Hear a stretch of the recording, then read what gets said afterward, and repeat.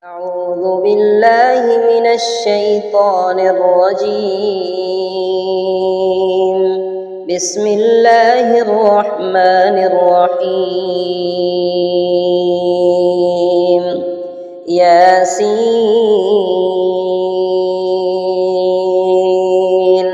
والقرآن الحكيم إنك لمن المرسلين على صراط مستقيم تنزيل العزيز الرحيم لتنذر قوما ما أنذر آباؤهم فهم غافلون لقد حق القول على أكثرهم فهم لا يؤمنون إنا جعلنا في أعناقهم أغلالا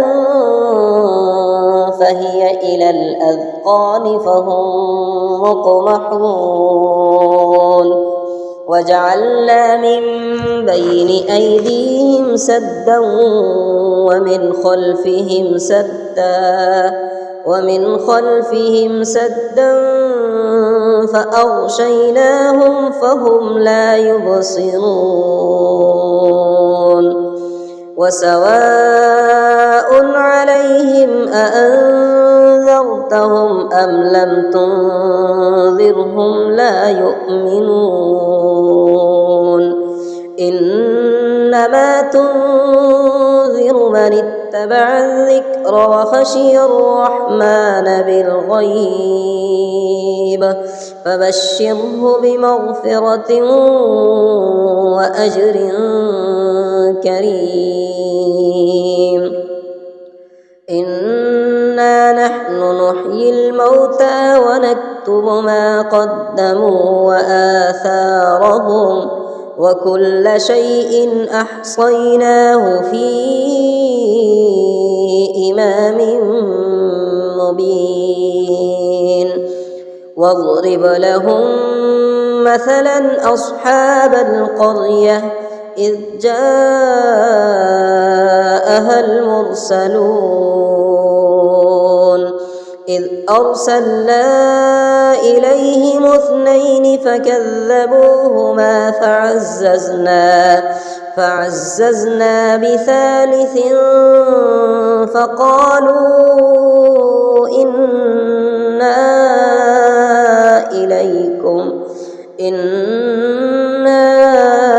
إليكم مرسلون قالوا ما أنتم إلا بشر مثلنا وما أنزل الرحمن من شيء إن أنتم إلا تكذبون قالوا ربنا يعلم إنا إليكم لمرسلون وما علينا إلا البلاغ المبين قالوا إنا تطيرنا بكم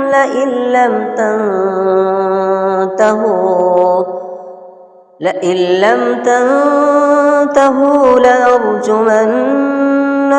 وليمسنكم منا عذاب أليم قالوا طائركم معكم أئن ذكرتم بل أنتم قوم مسرفون وجاء من أقصى المدينة رجل يسعى قال يا قوم اتبعوا المرسلين اتبعوا من لا يسألكم أجرا وهم مهتدون وما لي لا أعبد الذي فطرني وإليه ترجعون أأتخذ من دونه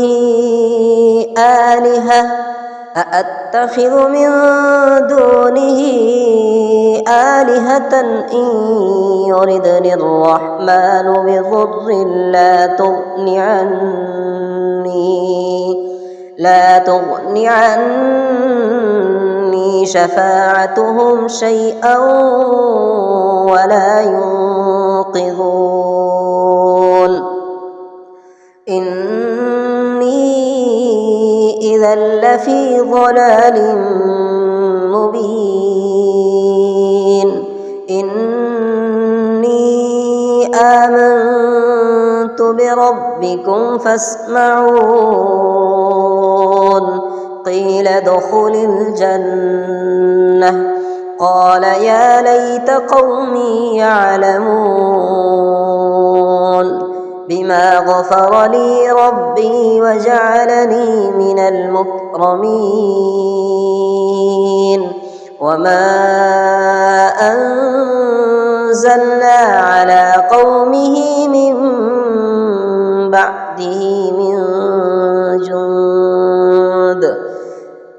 على قومه من بعده من جند من السماء وما كنا منزلين إن كانت إلا صيحة واحدة فإذا هم خامدون يا حسرة على العباد ما يأتيهم من رسول إلا كانوا به يستهزئون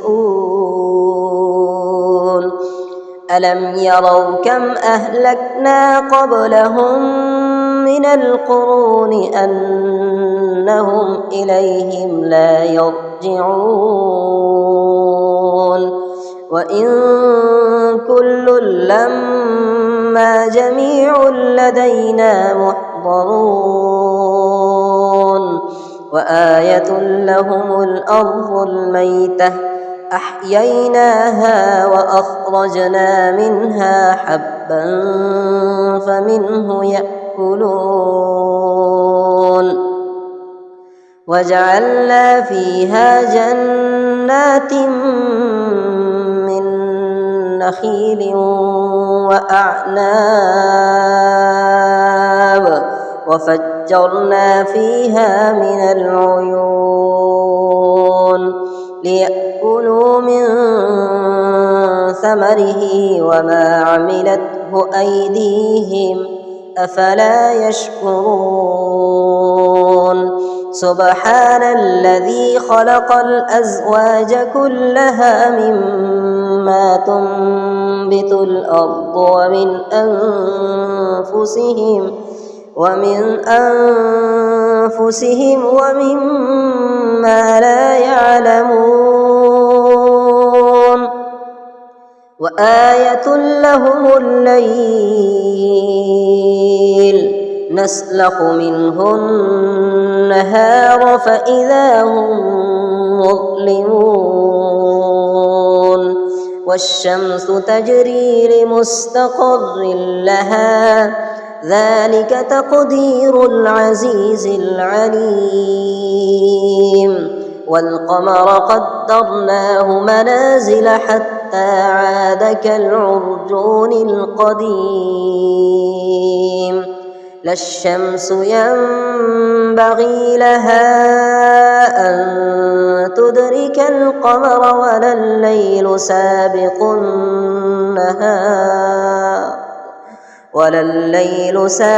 النهار وكل في فلك يسبحون وآية لهم أنا حملنا ذريتهم في الفلك المشحون وخلقنا لهم من مثله ما يركبون وإن نشأ نغرقهم فلا صريخ لهم ولا هم ينقذون إلا رحمة منا ومتاعا إلى حين وإذا قيل لهم اتقوا ما بين أيديكم وما خلفكم لعلكم ترحمون وما تأتيهم من آية من آيات ربهم إلا كانوا عنها معرضين وإذا قيل لهم أنفقوا مما رزقكم الله قال الذين كفروا للذين آمنوا أنطعم من لو يشاء الله أطعمه إن أنتم إلا في ضلال مبين ويقولون متى هذا الوعد إن كنتم صادقين ما ينظرون إلا صيحة واحدة تأخذهم وهم يخصمون فلا يستطيعون توصية ولا إلى أهلهم يرجعون ونفخ في الصور فإذا هم من الأجداث إلى ربهم ينسلون قالوا يا ويلنا من بعثنا من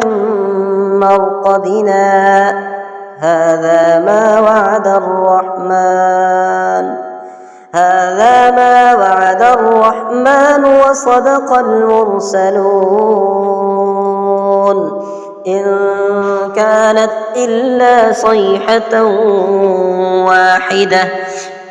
إن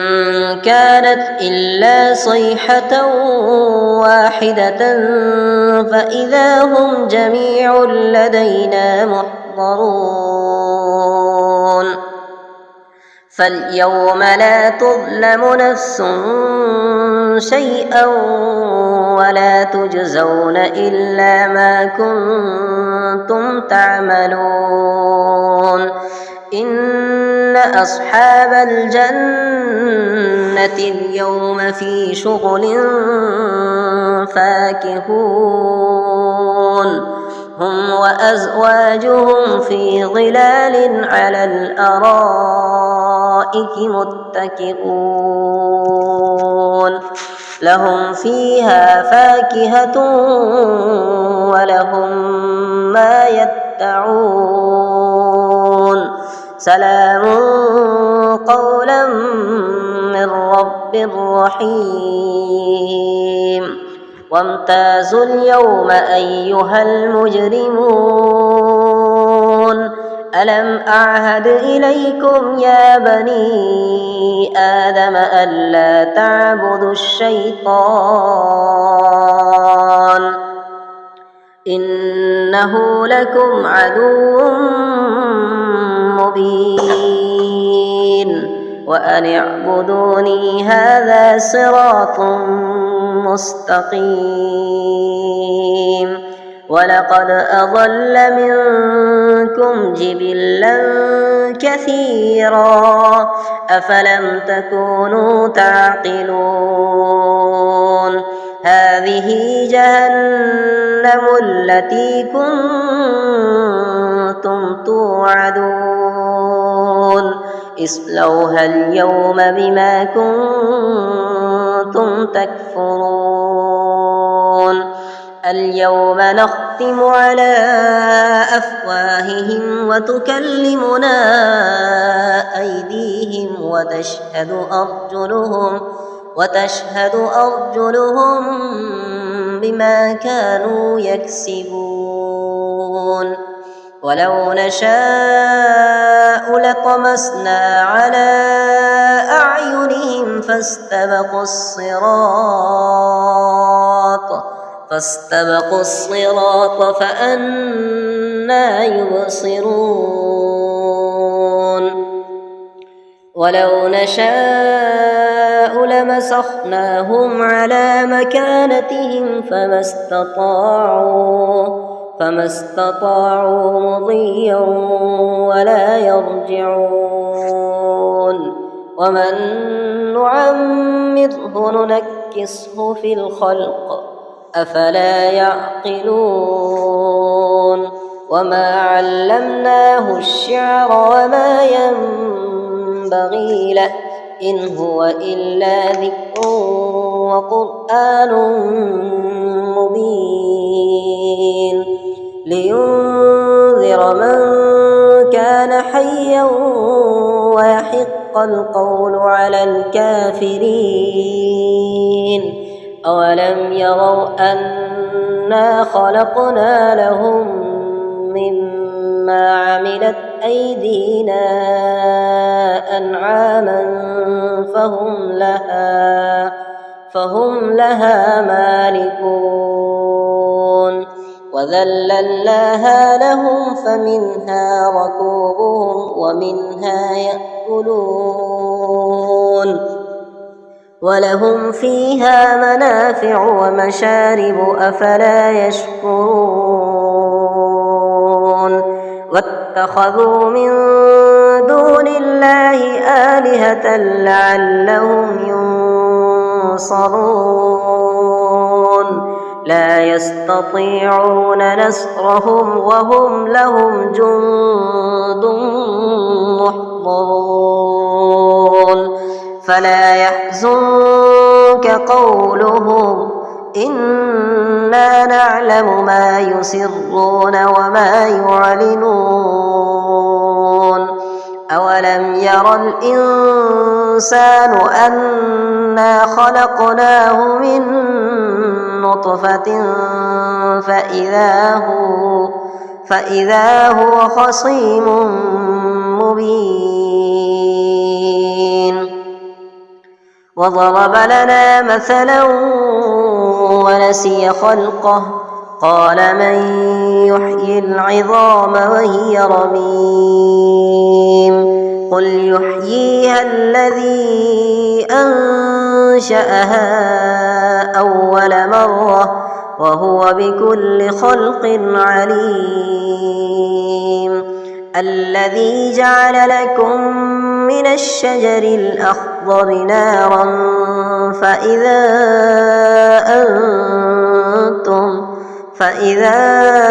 أنتم منه توقدون أوليس الذي خلق السماوات والأرض بقادر على أن يخلق مثلهم بلى وهو الخلاق العليم إنما أمره إذا أراد شيئا أن يقول له كن فيكون فسبحان الذي بيده ملكوت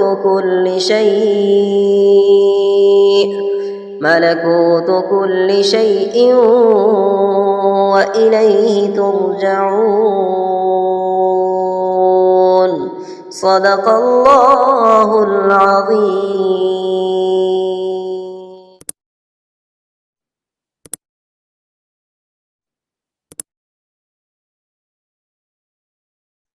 بسم الله الرحمن الرحيم.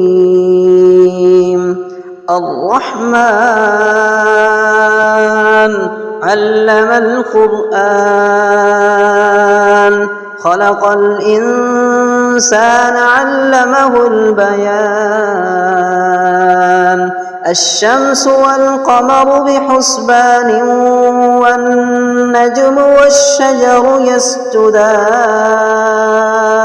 والسماء رفعها ووضع الميزان ألا تطغوا في الميزان وأقيموا الوزن بالقسط ولا تخسروا الميزان والأرض وضعها للأنام فيها فاكهة والنخل ذات الأكمام والحب ذو العصف والريحان فبأي آلاء ربكما تكذبان خلق الإنسان من صلصال كالفخار وخلق الجان من مارج من نار فبأي آلاء ربكما تكذبان رب المشرقين ورب المغربين فبأي آلاء ربكما تكذبان مرج البحرين يلتقيان بينهما برزخ لا يبغيان فبأي آلاء ربكما تكذبان يخرج منهما اللؤلؤ والمرجان فبأي آلاء ربكما تكذبان وله الجوار المنشآت في البحر كالأعلام فبأي آلاء ربكما تكذبان كل من عليها فان ويبقى وجه ربك ذو الجلال والإكرام فبأي آلاء ربكما تكذبان يسأله من في السماوات والأرض كل يوم هو في شأن فبأي آلاء ربكما تكذبان سنفرغ لكم أيها الثقلان فبأي آلاء ربكما تكذبان يا معشر الجن والإنس إن استطعتم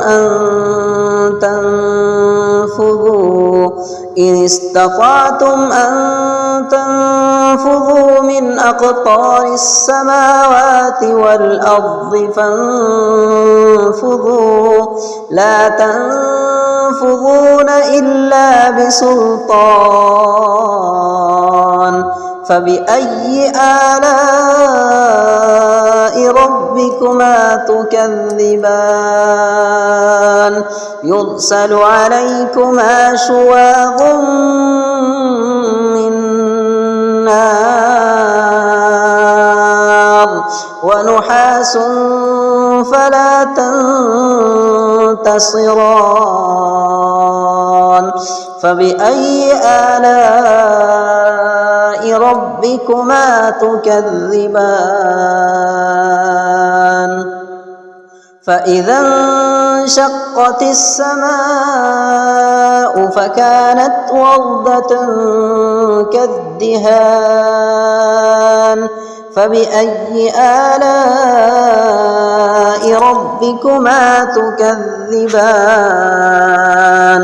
فيومئذ لا يسأل عن ذنبه به إنس ولا جان فبأي آلاء ربكما تكذبان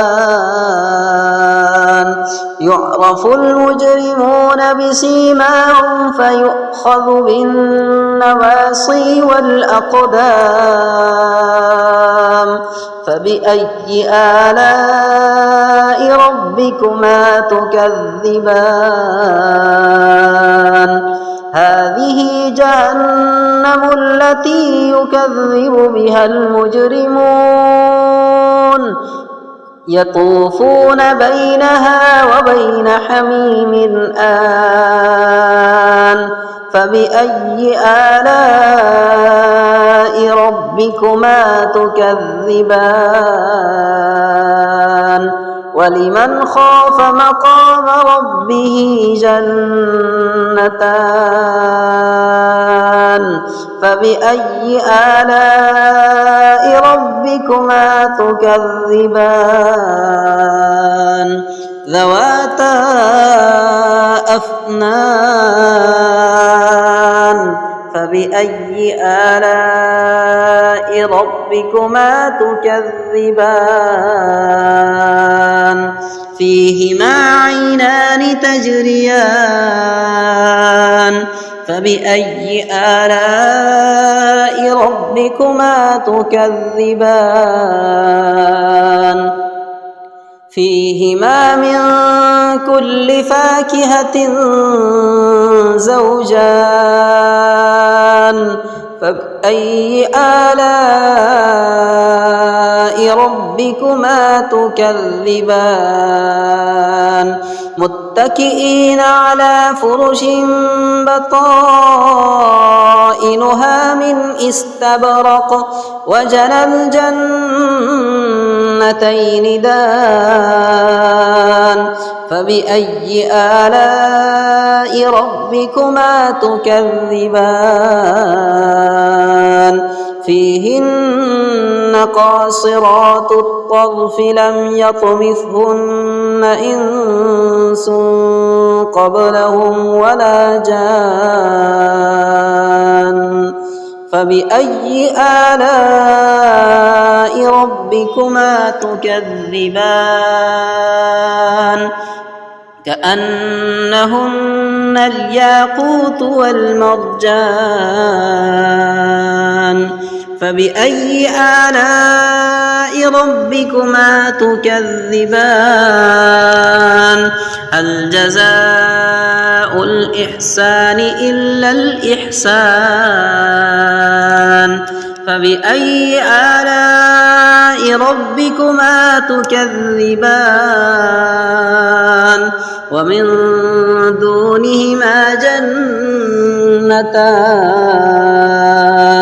فبأي آلاء ربكما تكذبان مدهامتان فبأي آلاء ربكما تكذبان فيهما عينان نضاختان فبأي آلاء ربكما تكذبان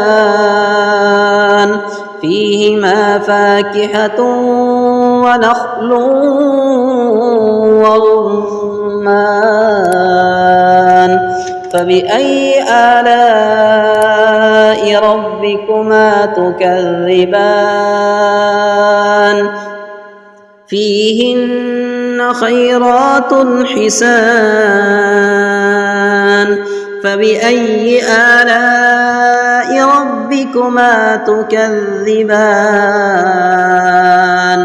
حور مقصورات في الخيام فبأي آلاء ربكما تكذبان لم يطمثهن إنس قبلهم ولا جان فبأي آلاء ربكما تكذبان متكئين على رفرف خضر وعبقري حسان فبأي آلاء ربكما تكذبان تبارك اسم ربك ذي الجلال والإكرام.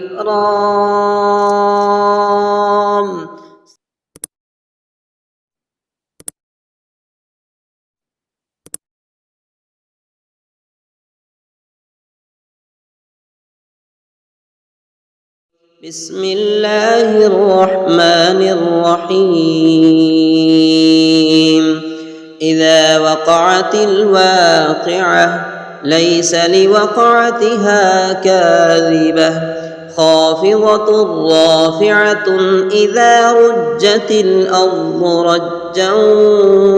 وبست الجبال بسا فكانت هباء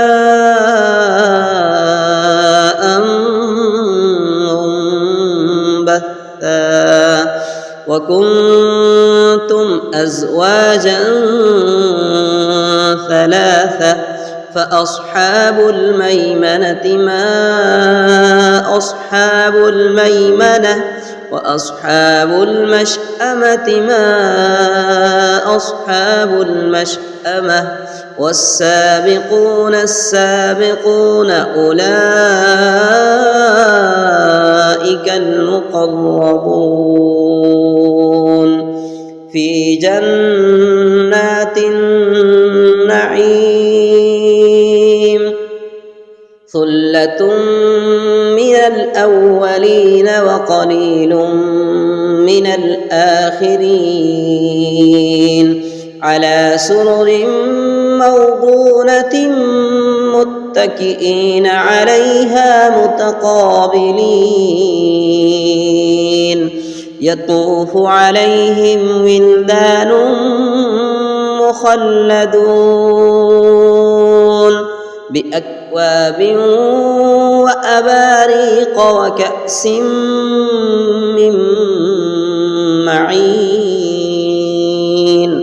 لا يصدعون عنها ولا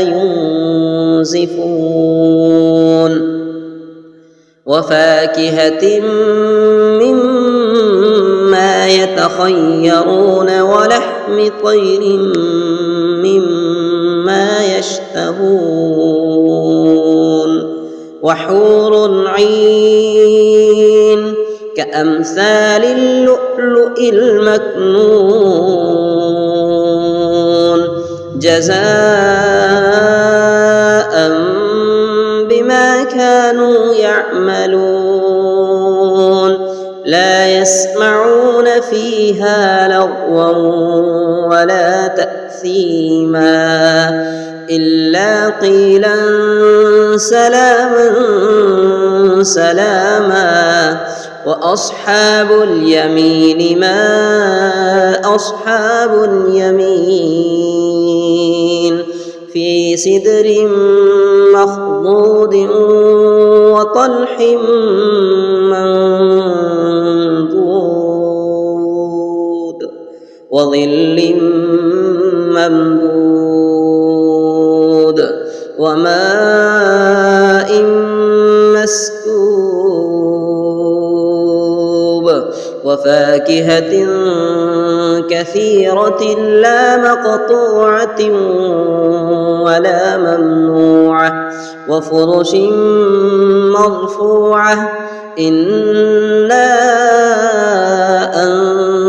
أنشأناهن إن شاء فجعلناهن أبكارا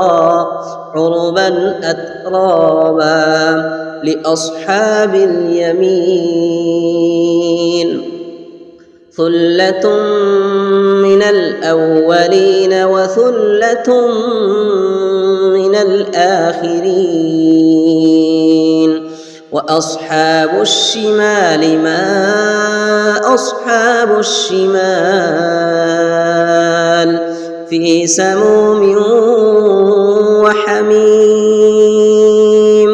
وظل من يحموم لا بارد ولا كريم إنهم كانوا قبل ذلك مترفين وكانوا يصرون على الحنث العظيم وكانوا يقولون أإذا متنا وكنا ترابا وعظاما أإنا لمبعوثون أو آباؤنا الأولون قل إن الأولين والآخرين لمجموعون إلى ميقات يوم معلوم ثم إنكم أيها الضالون المكذبون لآكلون من شجر من زقوم فمالئون منها البطون فشاربون عليه من الحميم فشاربون شرب الهيم هذا نزلهم يوم الدين نحن خلقناكم فلولا تصدقون أفرأيتم ما تمنون أأنتم تخلقونه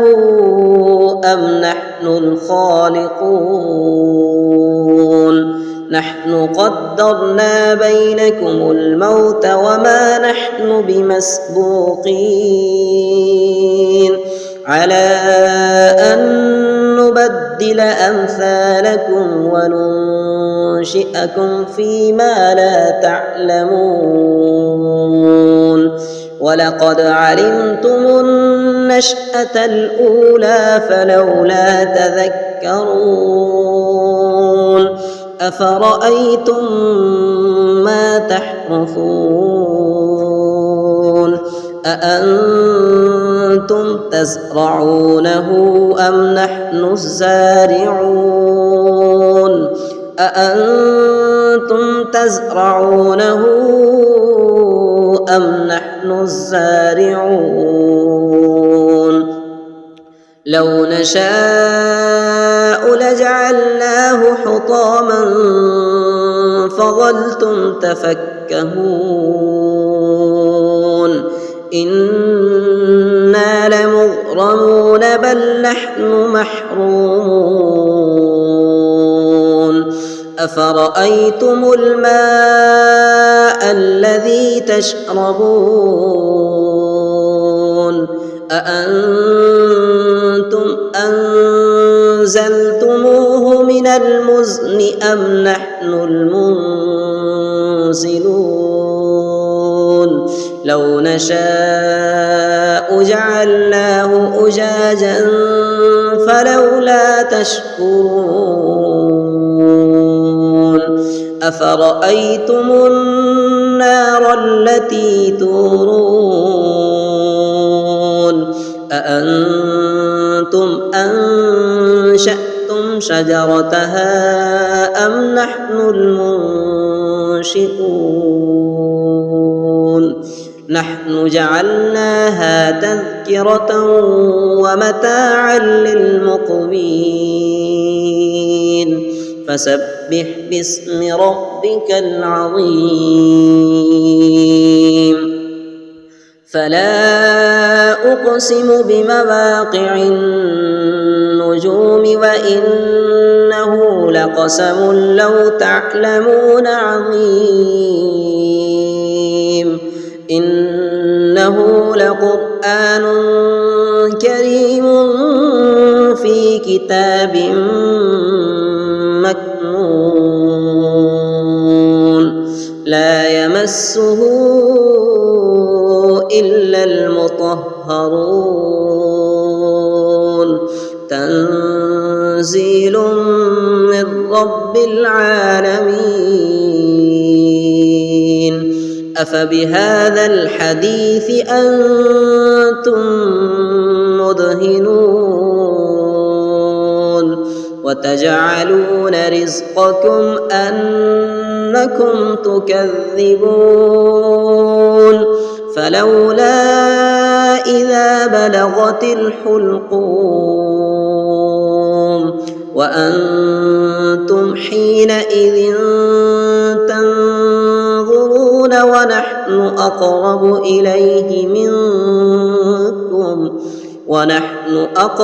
إليه منكم ولكن لا تبصرون فلولا إن كنتم غير مدينين ترجعونها إن كنتم صادقين فأما إن كان من المقربين فروح وريحان وجنة نعيم وأما إن كان من أصحاب اليمين فسلام لك من أصحاب اليمين وأما إن كان من المكذبين الضالين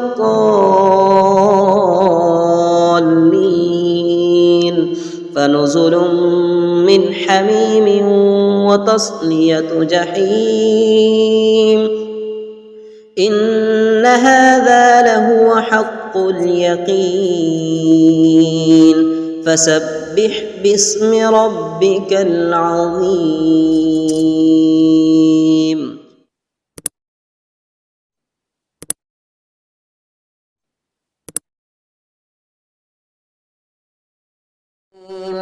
بسم الله الرحمن الرحيم تبارك الذي بيده الملك وهو على كل شيء قدير الذي خلق الموت والحياة ليبلوكم أيكم أحسن عملا وهو العزيز الغفور الذي خلق 7 سماوات طباقا ما ترى في خلق الرحمن من تفاوت فارجع البصر هل ترى من فطور ثم ارجع البصر كرتين ينقلب إليك البصر خاسئا وهو حسير ولقد زينا السماء الدنيا بمصابيح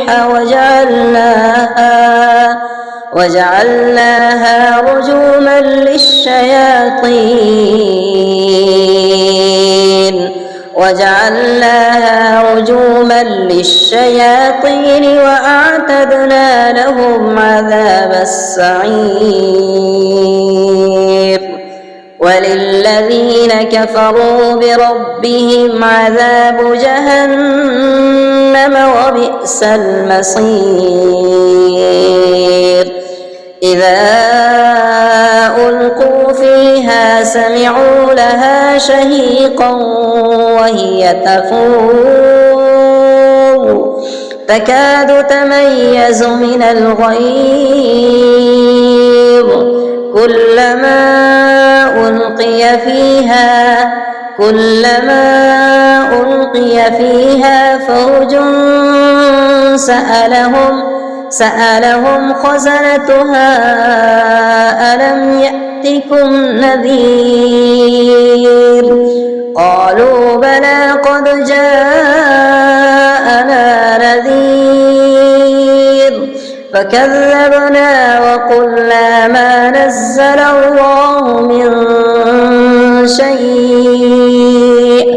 إن أنتم إلا في ضلال كبير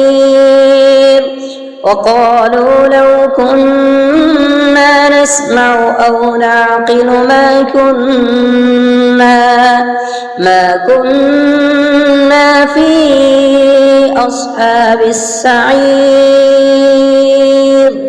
فاعترفوا بذنبهم فسحقا لأصحاب السعير إن الذين يخشون ربهم بالغيب لهم مغفرة وأجر كبير وأسروا قولكم أو اجهروا به إنه عليم بذات الصدور ألا يعلم من خلق وهو اللطيف الخبير هو الذي جعل لكم الأرض ذلولا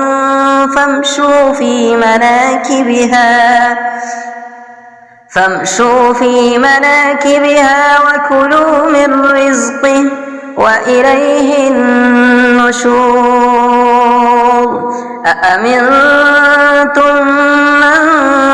في السماء أن يخسف بكم الأرض فإذا هي تمور أم أمنتم من في السماء أن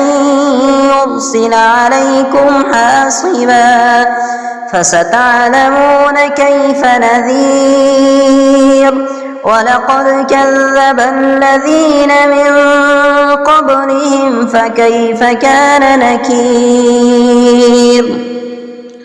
أولم يروا إلى الطير فوقهم صافات